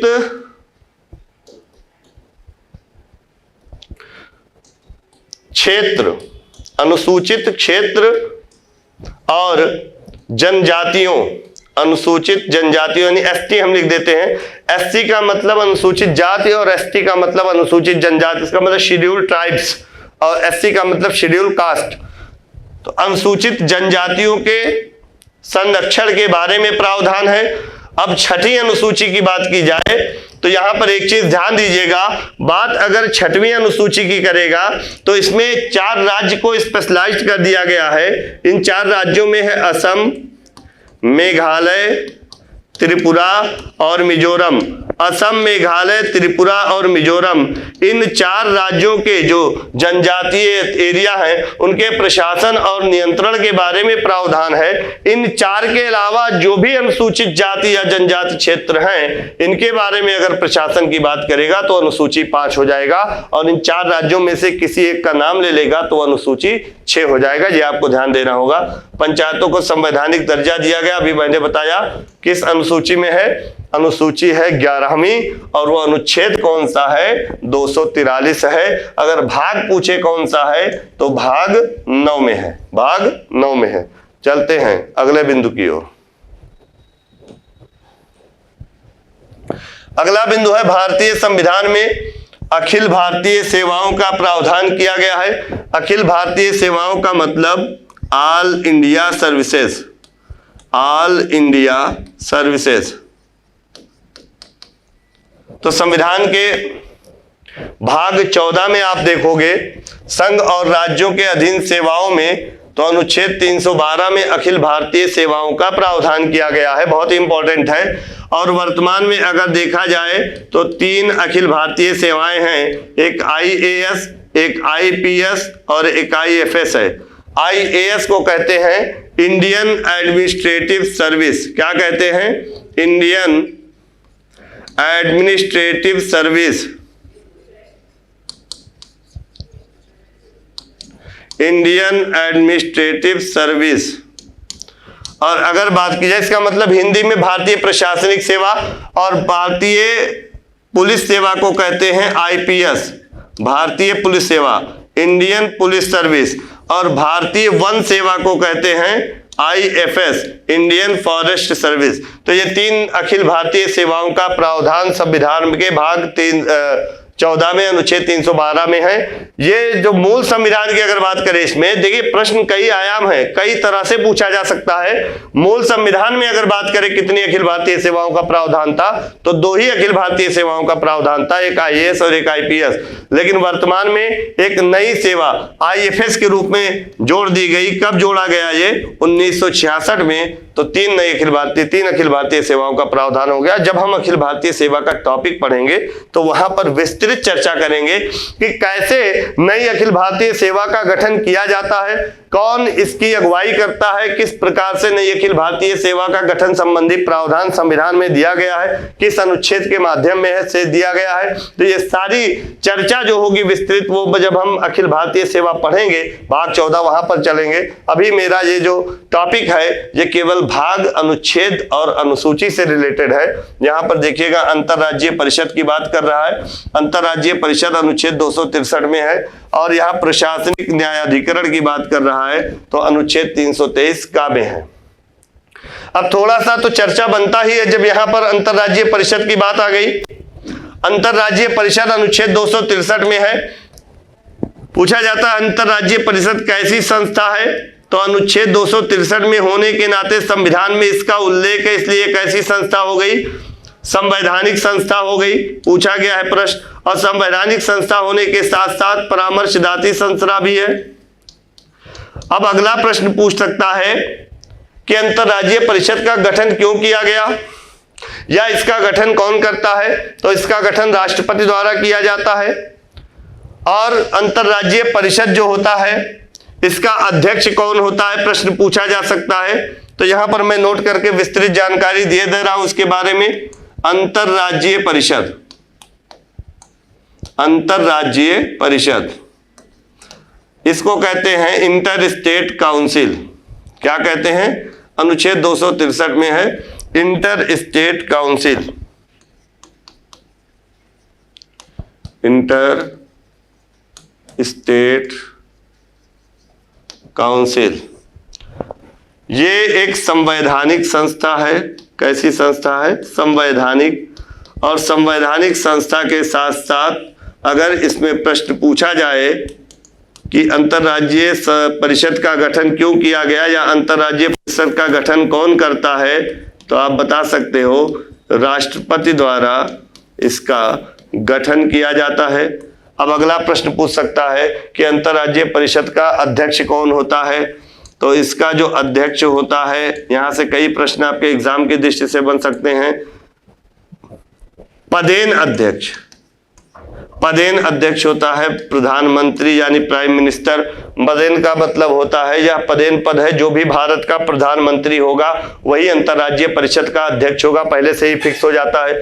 इसके बाद आगे प्रश्न पूछा जा सकता है कि अंतरराज्यीय परिषद का कार्य क्या होता है। तो देखिए, जब दो या दो से अधिक राज्यों के बीच या केंद्र और राज्यों के बीच कोई विवाद जन्म होता है, परिसंघीय विवाद होता है, तब अंतरराज्यीय परिषद की मीटिंग बुलाई जाती है। और जो सभी राज्यों के सीएम होते हैं ये अंतरराज्यीय परिषद के सदस्य होते हैं। तो प्रधानमंत्री इसकी अध्यक्षता करता है और सभी राज्यों के सीएम की बैठक बुलाई जाती है। किस विवाद के, किस कारण से विवाद का जन्म हुआ है, किस कारण से डिस्प्यूट उत्पन्न हुआ है, उन कारणों की जांच करके विवाद के समाधान हेतु परामर्श देना इसका काम होता है। तो ये संवैधानिक संस्था के साथ साथ परामर्शदात्री संस्था भी है। ये दो या दो से अधिक राज्यों के बीच जब विवाद उत्पन्न होता है तो उस विवाद के कारणों की जांच करके उसके समाधान हेतु परामर्श देती है। जब कभी भी विवाद जन्म होता है, डिस्प्यूट होता है, तो अंतरराज्यीय परिषद की बैठक बुलाई जाती है। तो यह था अंतरराज्यीय परिषद। अब यहां पर देखिए, प्रशासनिक न्यायाधिकरण किस अनुच्छेद में है? 323 का में। अगर प्रशासनिक न्यायाधिकरण की बात की जाए तो दो तरह के हैं। एक तो है CAT, central administrative tribunal, central administrative tribunal यानी केंद्रीय प्रशासनिक अधिकरण, और एक है सैट यानी राज्य प्रशासनिक अधिकरण। प्रशासनिक कर्मचारी जो होते हैं, अधिकारी जो होते हैं, उनके पद से संबंधित मामलों की सुनवाई के लिए इन अधिकरणों की स्थापना की गई है। 42वें संविधान संशोधन अधिनियम 1976 द्वारा जोड़ा गया। तो ये टॉपिक आएगा तो वहां विस्तृत चर्चा होगी। बहरहाल आप यहां पर इतना जानिए। चलिए अगले बिंदु की ओर चलते हैं। यहाँ पर अनुच्छेद दिया गया है भारत का निर्वाचन आयोग। तो भारत का निर्वाचन आयोग मैंने बताया भाग 15 में है। अनुच्छेद 324 से लेकर 329 तक है। भाग की बात करें, एक बार फिर से नोट कर दे रहे, भाग 15 में है। अब यहाँ पर जो अनुच्छेद 39A दिया है, समान न्याय एवं निःशुल्क विधिक सहायता, ये बहुत ही महत्वपूर्ण है। ये डीपीएसपी का है। हमने बताया था कि डीपीएसपी का जो आर्टिकल है वो आर्टिकल कहां से कहां तक है? अनुच्छेद 36 से लेकर 51 तक है। इसमें समान न्याय और निःशुल्क विधिक सहायता, ये जो अनुच्छेद 39A जोड़ा गया, यह 42वां संशोधन अधिनियम 1976 द्वारा संविधान में जोड़ा गया। मूल संविधान में इसका प्रावधान नहीं था। 42वें संविधान संशोधन अधिनियम 1976 द्वारा समान न्याय एवं निःशुल्क विधिक सहायता जोड़ा गया। फिर अनुच्छेद 40 में ग्राम पंचायतों का संगठन है। यहाँ पर बहुत इंपॉर्टेंट है ये भी प्रश्न। पंचायतों को संवैधानिक दर्जा दिया गया। भाग 9 में अनुसूची 11 के तहत 73वां संविधान संशोधन अनुच्छेद 243 में। लेकिन केवल पंचायत का गठन या संगठन पूछेगा तो अनुच्छेद 40 लगाओगे आप। अनुच्छेद 44 में समान नागरिक संहिता, ये बहुत महत्वपूर्ण है। गोवा एकमात्र ऐसा राज्य है जहां पर अनुच्छेद 44 लागू है। फिर अनुच्छेद 50 या डीपीएसपी का जब प्रश्न हम सॉल्व कराएंगे तो वहां अनुच्छेद 44 के बारे में भी चर्चा होगी। अनुच्छेद 50 में है, यह भी डीपीएसपी का प्रश्न है। यहाँ पर केवल आर्टिकल आपको जानना है, मैटर आपको जब डीपीएसपी सॉल्व कराएंगे वहां बताएंगे, चूंकि आगे हम भाग 1, भाग 2, भाग 3, भाग 4 सारे भाग पर व्याख्या करेंगे। न्यायपालिका का कार्यपालिका से पृथक्करण की बात की जाए तो अनुच्छेद 50 में है, तो यहाँ पर आप नोट करिएगा फटाफट। चलते हैं अगले बिंदु की ओर। अगला बिंदु आपके स्क्रीन के सामने है, सही सुमेलित है। सही सुमेलित है पूछा गया है। अनुच्छेद 14 समानता का अधिकार, ठीक है। अनुच्छेद 36 राज्य की परिभाषा, ये भी ठीक है। अनुच्छेद 74 मंत्रिपरिषद, अनुच्छेद 368 संविधान संशोधन प्रक्रिया, चारों ही सुमेलित हैं। अब यहाँ पर ध्यान दीजिएगा, जो अनुच्छेद 14 है समानता का अधिकार, मौलिक अधिकार का पार्ट है। अब अनुच्छेद 14 से लेकर अनुच्छेद 18 तक जो अधिकार की बात की गई है वो समानता के अधिकार की ही बात की गई है मौलिक अधिकार में। मौलिक अधिकार में देखेंगे अनुच्छेद 14 से लेकर अनुच्छेद 18 तक जो भी बात किया गया है ये समानता के अधिकार संबंधित ही बात किया गया है। इसके बाद देखेंगे अनुच्छेद 36, जो अनुच्छेद 36 में राज्य को परिभाषित किया गया है और यही परिभाषा राज्य की संविधान के मौलिक अधिकार का जब हम टॉपिक पढ़ेंगे तो अनुच्छेद 12 में बताई गई है। जो परिभाषा अनुच्छेद 12 में बताई गई राज्य की, वही परिभाषा अनुच्छेद 36 में भी बताई गई है। यहाँ पर आप देखेंगे और अनुच्छेद 74 में मंत्रिपरिषद की बात की गई है।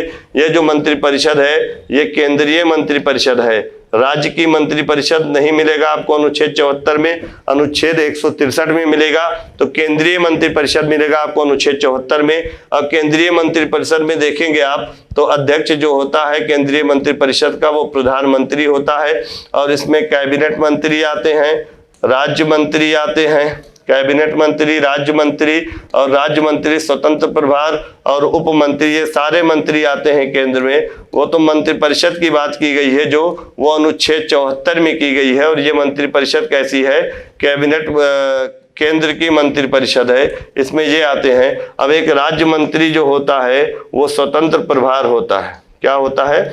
स्वतंत्र प्रभार राज्य मंत्री होता है। कैबिनेट मंत्री राज्य मंत्री में अंतर है। जो कैबिनेट स्तर का मंत्री होता है जिस विभाग में होता है उस विभाग का एचओडी होता है, हेड ऑफ डिपार्टमेंट होता है, यानी विभागाध्यक्ष होता है। राज्य मंत्री उसके अंडर में होते हैं और राज्य मंत्रियों का काम होता है कैबिनेट मंत्रियों को सलाह देना, सहायता देना। यहाँ पर अनुच्छेद 368 में संविधान संशोधन की जो प्रक्रिया है, पूछा जा सकता है कि ये संविधान संशोधन की प्रक्रिया किस देश के संविधान से ली गई है, तो साउथ अफ्रीका यानी दक्षिण अफ्रीका के संविधान से ली गई है संविधान संशोधन की प्रक्रिया, जो आर्टिकल 368 में जिसका प्रावधान किया गया है। चलिए अगला देखते हैं। एक तरफ सूची विधानता नए राज्यों को शामिल करना अनुच्छेद 2 में, विधि के समक्ष समता का अधिकार अनुच्छेद 14 में है, गिरफ्तारी और निरोध से संरक्षण अनुच्छेद 22 में है, राष्ट्रपति का विधेयक पर अनुमति देने का अधिकार अनुच्छेद 111 में है। सभी बिंदु सही हैं, ध्यान दीजिएगा। पहला जो पॉइंट है विधानता नए राज्य को शामिल करना अनुच्छेद 2 में, इसका मतलब यह है कि भारतीय राज्य क्षेत्र के बाहर से अगर भारतीय राज्य क्षेत्र में कोई नया क्षेत्र शामिल करना है तो वो आर्टिकल 2 में है। जैसे सिक्किम का उदाहरण ले लें तो सिक्किम पहले भारतीय राज्य क्षेत्र के अंतर्गत नहीं आता था। सिक्किम को 35वां संविधान संशोधन अधिनियम 1974 के द्वारा भारतीय राज्य क्षेत्र में मिलाया गया। फिर 36वें संविधान संशोधन अधिनियम 1975 के द्वारा सिक्किम को 22वां राज्य पूर्ण राज्य के रूप में बनाया गया। तो कुल मिलाकर इतना जानिए, जैसे मान लीजिए ये भारतीय राज्य क्षेत्र है मान लीजिए, अब इस भारतीय राज्य क्षेत्र के बाहर यानी जो भारत का राज्य क्षेत्र नहीं है, इसको अगर भारत के संघ में प्रवेश कराया जाता है तब तो आर्टिकल 2 में होगा, लेकिन भारत में ही नए राज्य का निर्माण अगर किया जाएगा तो वो आर्टिकल 3 हो जाएगा। ये दोनों में अंतर है। विधि के समक्ष समता का अधिकार अनुच्छेद 14 में है और इसी में विधियों के समान संरक्षण की बात की गई है।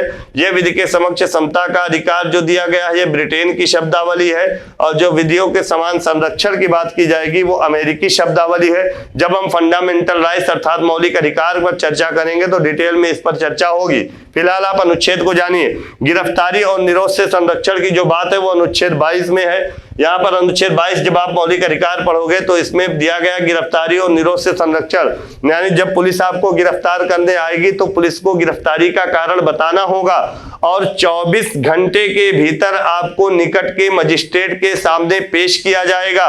इन 24 घंटों में यात्रा करने में जो समय लगेगा उसे जोड़ा नहीं जाएगा, यानी पकड़ने से बाद और 24, कोई जरूरी नहीं आपको रात में 10 बजे पकड़ा गया तो कल रात 10 बजे आपको पेशी कर दिया जाए, जो बीच में ट्रेवल का टाइम लगेगा वो नहीं जोड़ा जाएगा। मान लीजिए आपने यूपी में कोई कांड किया, जैसे आपको राजस्थान में गिरफ्तार किया गया तो 24 घंटे से ज्यादा तो आपको यूपी लाने में ही लग जाएगा, तो वो जो यात्रा करने में समय व्यतीत होगा उसे जोड़ा नहीं जाएगा। तो 3 तरह की सुविधा मिलती है। बंदी गिरफ्तार करने वाले व्यक्ति को गिरफ्तार का कारण बताना होगा और उसके बाद गिरफ्तार किए गए व्यक्ति को 24 घंटे के भीतर निकट के मजिस्ट्रेट के सामने पेश किया जाएगा और उसे अपने मनचाहे मनपसंद के अपनी रुचि के वकील से परामर्श लेने का भी अधिकार होगा। लेकिन 2 तरह के व्यक्तियों पर अनुच्छेद 22 की सुविधा लागू नहीं होती। वो कौन कौन से मौलिक अधिकार में बताएंगे। एक तो कोई अगर शत्रु देश का व्यक्ति है तो उस पर, और दूसरा अगर कोई व्यक्ति निवारक निरोध के तहत बंदी बनाया गया है तो उस पर यह सुविधा लागू नहीं होगी। निवारक निरोध क्या है इस पर भी हम चर्चा करेंगे। प्रिवेंशन डिटेंशन, निवारक निरोध समवर्ती सूची का विषय होता है। इस पर राज्य और केंद्र दोनों सरकारें कानून बनाती हैं। मौलिक अधिकार में चर्चा होगी। बहरहाल यहाँ इतना जानिए आप लोग। चलिए आगे, राष्ट्रपति का विधेयक पर अनुमति देना। जब हमने आपको बताया कि संसद द्वारा कोई विधेयक पारित होता है तो उस विधेयक पर राष्ट्रपति अनुमति दे देता है तो ऐसा विधेयक कानून या अधिनियम बन जाता है। यदि ऐसे विधेयक को राष्ट्रपति मना कर देता है तो समाप्त हो जाता है। तो संसद द्वारा जो पारित विधेयक होता है वो राष्ट्रपति के पास जाता है तो अनुच्छेद 111 के तहत राष्ट्रपति उस पर अनुमति देता है। विधेयक एक साधारण विधेयक होता है, एक वित्त विधेयक होता है, एक संविधान संशोधन विधेयक होता है। अलग अलग विधेयक को पारित करने की अलग अलग प्रक्रियाएं हैं। कौन सा विधेयक किस तरह से पारित होता है, किस सदन में पेश होता है, किस मेजॉरिटी की आवश्यकता होती है, कौन सा विधेयक है जो राष्ट्रपति अनुमति देने के लिए बाध्य होता है, जिस पर राष्ट्रपति अनुमति देने के लिए बाध्य नहीं होता है, कौन सा ऐसा विधेयक है जो राष्ट्रपति की अनुमति से ही प्रोजेक्ट लाया जा सकता है। इन सारी बातों को जब हम पढ़ेंगे भाग 5 संघ की विधायिका तो वहां पर चर्चा करेंगे। तो चलिए अगले पॉइंट की ओर चलते हैं। अगला पॉइंट आपके स्क्रीन के सामने है। एक तरफ संस्था दिया गया, एक तरफ अनुच्छेद। देखिए, भारत का नियंत्रक एवं महालेखा परीक्षक, जिसको हम शॉर्ट में कहते हैं CAG, कैग। क्या कहते हैं? कैग, CAG, नियंत्रक और महालेखा परीक्षक। और एक तरफ दिया गया है आर्टिकल। तो नियंत्रक और महालेखा परीक्षक किस अनुच्छेद में है? 148 में है। यहां पर देखेंगे, इसको अंग्रेजी में कहते हैं controller and auditor general of India.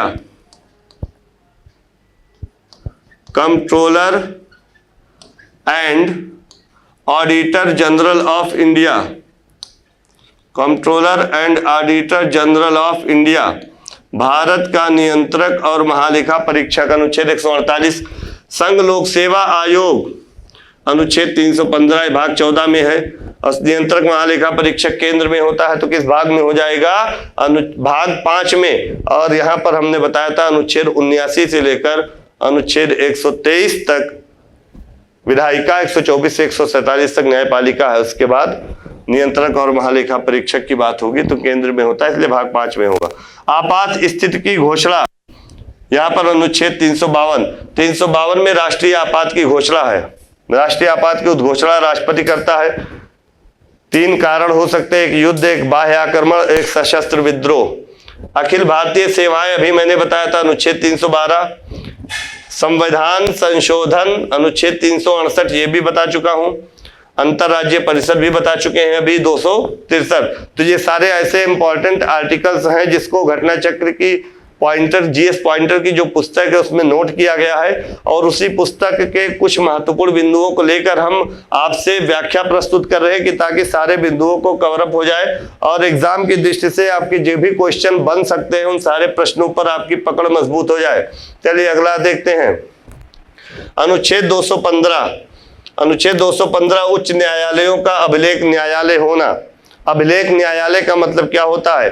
एक तो सुप्रीम कोर्ट भी अभिलेख न्यायालय हो जाता है और उच्च न्यायालय भी अभिलेख न्यायालय होता है। इसका मतलब क्या है कि उच्च न्यायालय का जो भी निर्णय होता है, जो भी डिक्री होता है, जो भी आदेश होता है, जो भी वो सभी अधीनस्थ न्यायालयों को लागू करना बाध्यकारी हो जाता है और अपनी अवमानना के लिए उसे दंड भी दे सकता है। उच्च न्यायालय का निर्णय रिकॉर्ड के रूप में, अभिलेख के रूप में, साक्ष्य के रूप में पेश किया जा सकता है।